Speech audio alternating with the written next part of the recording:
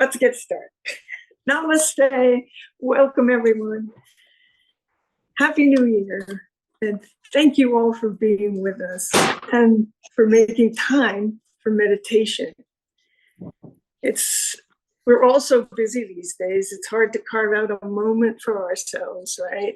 Just a moment. But to find an hour for a meditation class is a big ask. So we are really grateful that you joined us. Yes. Thank you, Liz and Engage, for hosting us. We especially thank you for meditating, because every time you meditate, you become that much happier and that much healthier. And the world becomes that much more peaceful. So it's a service to humanity and to every being on earth to meditate. So thank you. My name is Tess. Noni. And we've been meditating for 82 or 83 years combined. And we still meditate every day and look forward to meditating every day, because it is a constant source of goodness in our lives. It gives us joy, peace, strength, resilience, happiness, contentment. And it has a billion health benefits. So we look forward to meditating every day. And by the way, welcome to our meditation space. This is where we do our meditation practice. So today we'll do a brief introduction into what is this meditation business anyway, and how you do it. And then Noni will teach us how, and then we'll be pros by 2 o'clock. And then we'll be able to practice at home. Noni and I created what we call engaged meditation. We have studied the sages of yoga all our lives. We've practiced yoga all our lives. And we've also studied the sages of Zen Buddhism for many decades and done those practices. And we find that combining the Vedic meditation practices with the Zen mindfulness techniques gives us twice the opportunity to be happy and twice the opportunity to be awakened. Because you can gain the benefits of this by sitting for meditation, and you can gain the same benefits by practicing mindfulness in your waking state. So the two combined are accelerants toward happiness. So that's what we hope to convey with the combination of these two practices over the period of the next few months.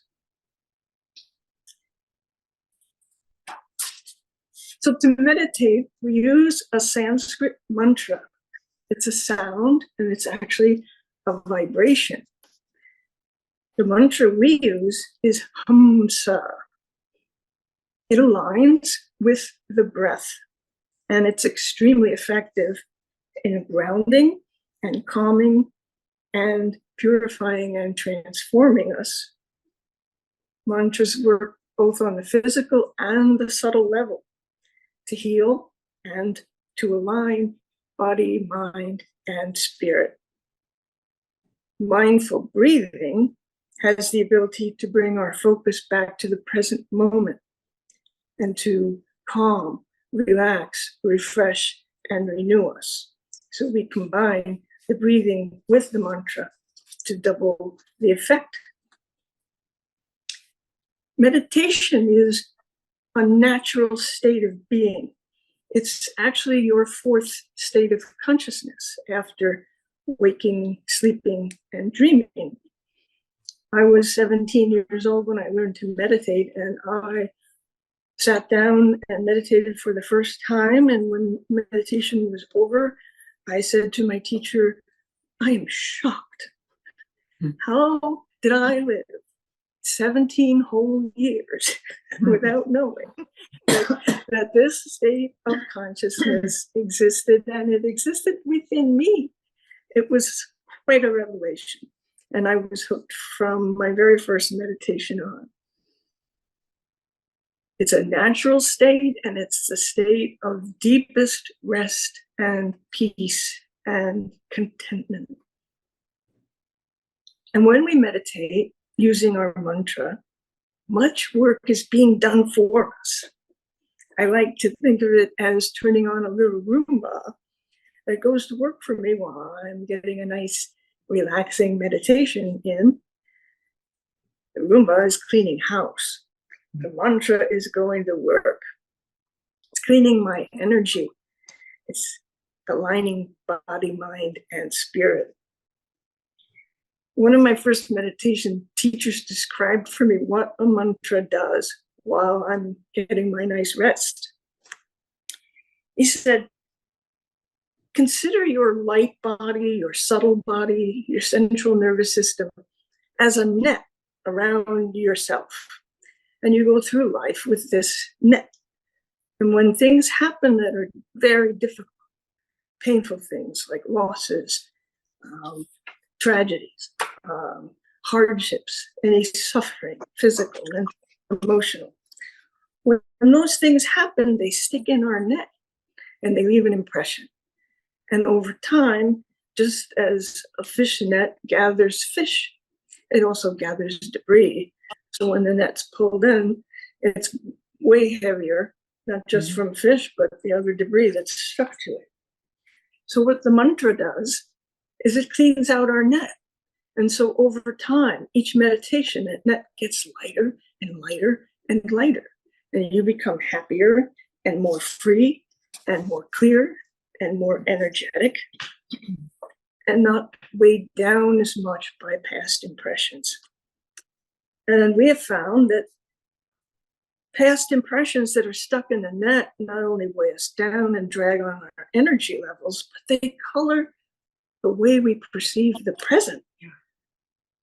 I was just reflecting during the holidays how many people have difficult memories of past holidays and how that can cloud their experience of the present.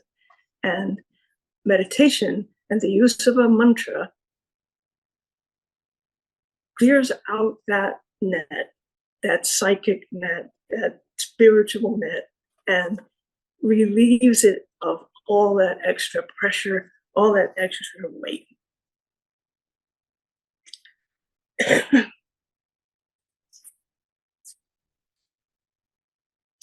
And I want to also mention maybe a caveat.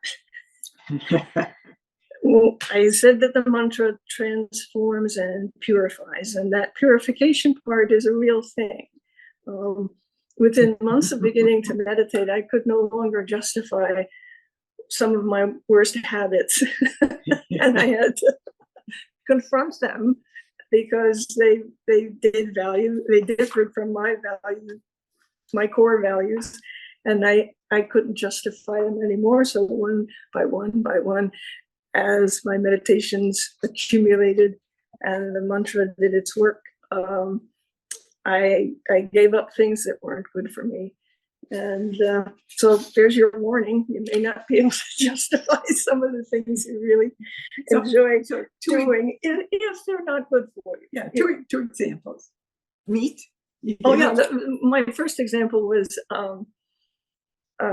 meat.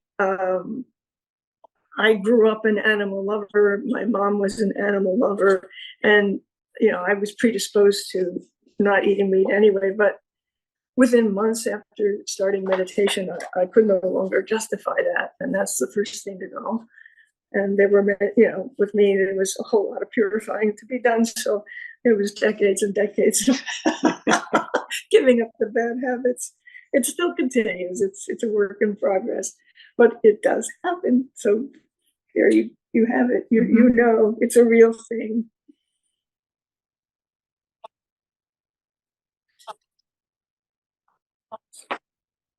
So the end goal of meditation, beyond the hundreds of health benefits and happiness benefits, is self-realization. It is awakening.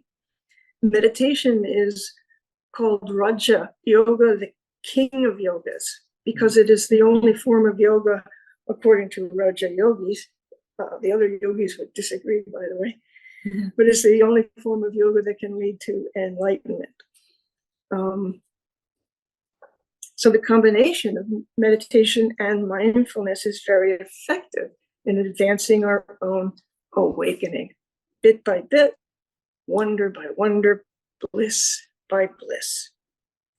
We discover who we truly are, the self, the witness, the observer. That's who we get in touch with in the meditative state. And when we live in that awareness, there is endless joy, wisdom, peace, love, and compassion. Give them an example in case anybody's brand new. Who is the witness? Who is the self? Oh, please do. Oh, well, so there's the self with the capital S. And then there's the little self, the ego self, the one that wants everything the way they want it. I liken this capital S self to, because I'm Western belief system, to God. Other people align it with a witness, someone who watches through my eyes and observes what I observe and records what I do. And this witness, as Tess likes to say, is you can prove that it exists. When you sleep at night and you have a dream and you wake up, who tells you? Who tells you that you dreamt? Who tells you what the dream was? Who tells you all the intricacies of the dream and how it might apply to real life? Or, oh no, it was just a nice movie that I watched. So that witness is awake all the time, whether you're awake or whether you're asleep. And when you meditate, you might meet that witness. Indeed. Yes. Okay. Carry on. Thank you. I was just going to introduce you. Oh, it's my turn? Yes, so now Noni's going to teach us how to meditate. So, namaste. Again, thank you for being with us. We're going to prepare for meditation by taking a nice, comfortable posture, and I will join you in that. Posture is key to allowing the meditative energy to flow through the chakras, or the energy centers of your body. There are 7 of these major energy chakras, and they're arranged from the base of your spine to the crown of your head. The energy that you generate in meditation rises through the chakras and purifies them, cleaning out old sense impressions, stresses, traumas, etc., that have been caught in the net that Tess told you about. So first, both of your feet flat on the floor, hip width apart. And if you're inside, shoes off. If you're outside, shoes on. Outside? Well, like at Liz's. If you're at Liz's, or in an office, shoes on. If you're sitting on the floor, you can take a cross-legged position on a firm cushion or a folded blanket for steady support. Next, straighten your spine as much as is comfortable for you, and there's no need to force anything. Let the back of your neck gently elongate as the crown of your head lifts slightly toward the ceiling. And we can accent that by just ever so slowly tucking our head down like we're nodding. And if you watch either Tess or Noni, you can see it does that on your screen. Then please place your hands in Chin Mudra. This is with your thumbs and your forefingers touching gently. And then rest both hands flat down on your thighs, palms down. The Chin Mudra helps to relax and ground the mind and body, and it helps to build energy within you during meditation. So now the body is ready. Let's close our eyes if you haven't already done so, and let your eyes soften. Take a moment and scan your body for any areas of stress or discomfort. If you find any, use your breath and breathe in warmth and relaxation to those areas that are stressed or uncomfortable. Rearrange your position as you need to. Now take in a nice, deep, slow breath, and then release that breath fully. Again, a nice, deep breath in, and exhale fully. And one more deep breath in, and exhale fully. Now please return to your normal rate of breathing.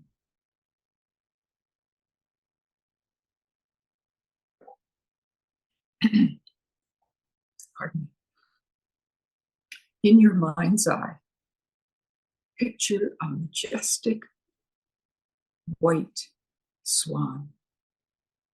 The swan is beautiful, and it's gliding on a serene lake. There are no waves. It's almost like a mirror.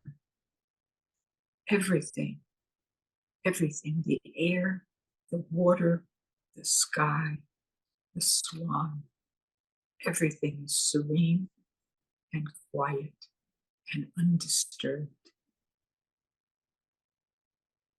The ease with which the swan glides on that serene lake is a wonderful metaphor for the goal of meditation.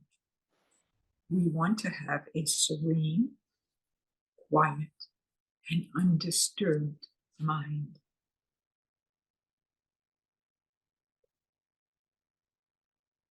And then you ask, Noni, how do we obtain a serene mind and attain the goal of meditation? We take the Sanskrit word for swan to help us calm our mind. The Sanskrit word for swan is hamsa, Hamsa, hamsa. And hamsa is a breath mantra. Today we'll meditate with the hamsa mantra. This mantra aligns with our breath. It's the most natural and effortless way to meditate. In fact, hamsa goes on within us all the time, all day, all night. It's the sound of our breath. We just have to be mindful that it's doing hamsa. So as you take a breath in, we would silently repeat hum. Hum is the sound the breath makes when you inhale. And on the out breath, we would silently repeat sa. Sa is the sound the breath makes when you exhale. So let's try it together. I'll say the mantra out loud, and you repeat it silently at your own rate of breathing. Hum on the in-breath. Sa on the out-breath. Hum on the in-breath. Sa on the out-breath. Hum on the in-breath. Sa on the out-breath. As you meditate, thoughts will come and go. That is inevitable. Do not fight with them. Do not entertain them. Just watch them, observe them, because they'll come and they will dissolve if you don't fight with them and you don't entertain them. It's just like clouds which come and go in the sky. The thoughts come in, the thoughts go out. Just let them go. And if you find yourself thinking, just resume your silent repetition of hum on the in-breath, sa on the out-breath, hum on the in-breath, sa on the out-breath. So continue in this way at your own rate of breathing. Hum on the in-breath, sa on the out-breath, hum on the in-breath, sa on the out-breath. And now we'll meditate.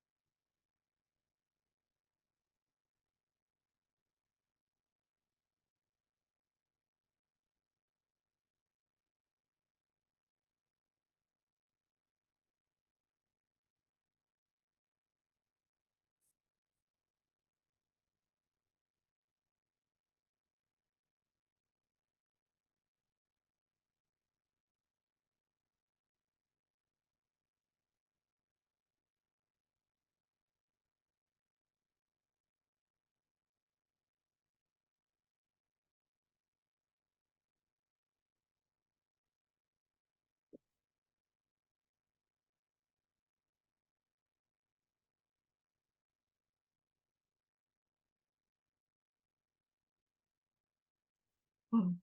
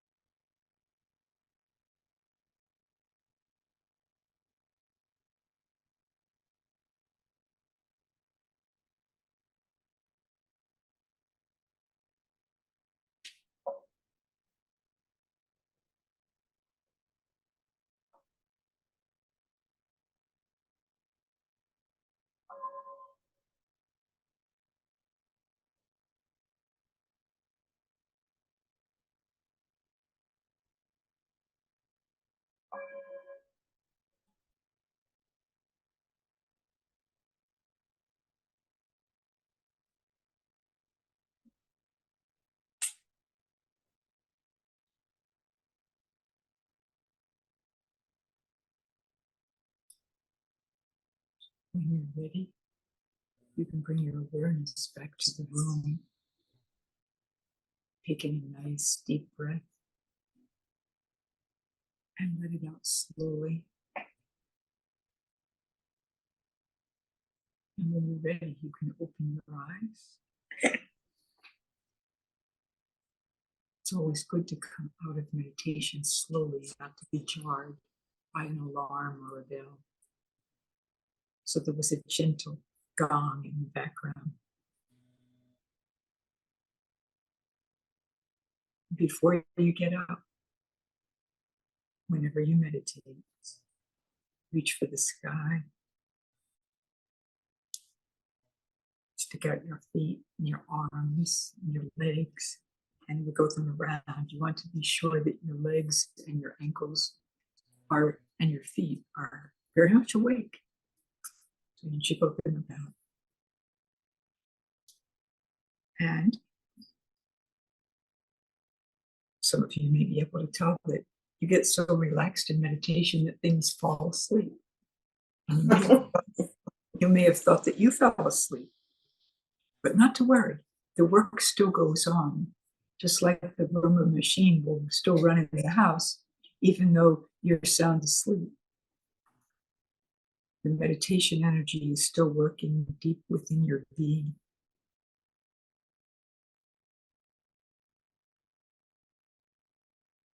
Are there any questions? We had an original version of this, which was much longer. And then we thought, might be better to have questions than to lay it all out with too much data. So if you have any questions, please ask and don't be bashful. Now's your chance.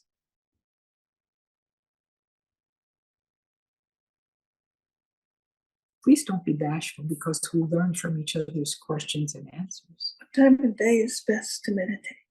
What time of day? If you're an early person, it's best to meditate early in the morning before breakfast. It's always best to meditate before you've consumed a large quantity of food. So before breakfast, before noon, before dinner, and not just before bed, because you don't want your mind to wake up afterwards and then not be able to go back to sleep.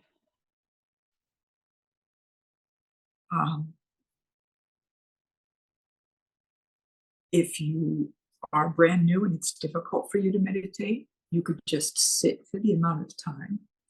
When Tess first started meditating, it was 20 minutes in the morning and 20 minutes in the late afternoon. And she meditated on the subway going in and out of New York City. So I figure if she could do that, then I can meditate in a quiet house. Maybe. It's good to have a quiet place where you're not going to be disturbed. We know people who go and sit in their car to meditate because it's too noisy in their home. Whatever it takes. A closet. Yeah. A quiet corner. Yeah. It's also good a subway car. To have a shawl or something to wrap around yourself, because sometimes you get chilly during meditation. Your blood pressure and your heart rate go down when you meditate, and so you might feel cool, and yet sometimes we generate warmth when we meditate. So be prepared for warmth or cold. Yes. It's kind of like living in central New York. We did have one instance when we were having a meditation class at Liz's, and 2 or 3 people said, "I got really hot. What was going on?" And it's that energy that gets built up. So it was interesting that 2 or 3 people had the same experience, because it was not a hot day, and there was no heat in the room we were in. Anybody else have a question?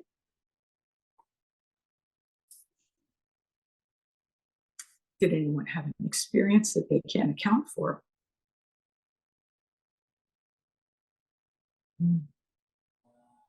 Silence.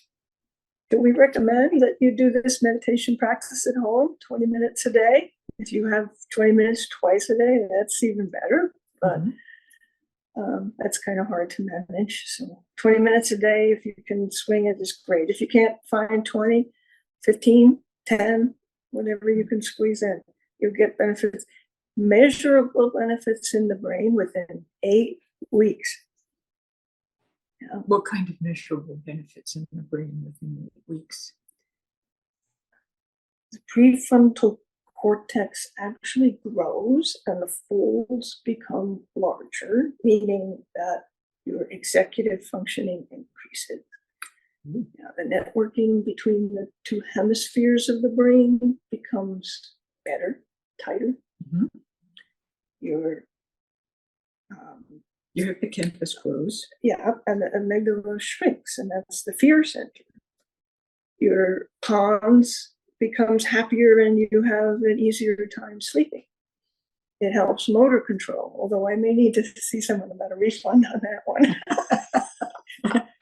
we both suffer from the well, not suffer, the motor control issue, and it provides a great deal of entertainment. Yes, as we flail around when we walk. So regular practice confers many, many benefits to the brain, for your overall health, and for happiness. So we highly recommend it. And if you come up with any questions in between our monthly classes, write them down and bring them so that we can answer them for you next time. Our next meeting is going to be on February 19th. It's a Monday, 1 o'clock. And we're going to build on the foundation we started today. And we've chosen Smile. Happiness is a choice. So if you have any questions, write them down, bring them with you.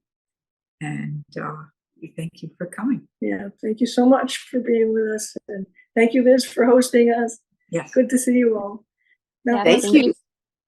Thank you. And the next class on the 19th will be on Zoom again. Yes, that's right. Zoom. Yes. Yeah. Great. Yeah. Yes, we'll be zooming through the cold Syracuse winter. Yes, I like that idea. The faster the better. Well, Noni and Tess, thank you so much. It is always such a pleasure to join you for a meditation practice. And I'll be hopefully this week putting this recording up on our YouTube channel for anyone who missed it. Or if you want to come back and do the practice again. Awesome. So that we can all check on the YouTube, look up Engage Therapy and Wellness, and click on that, and you'll see the series of classes there. Then you can click on anyone you want to join. Okay. Thank you all. Namaste. See you next month. Thank you. Bye-bye. Bye-bye. Bye-bye.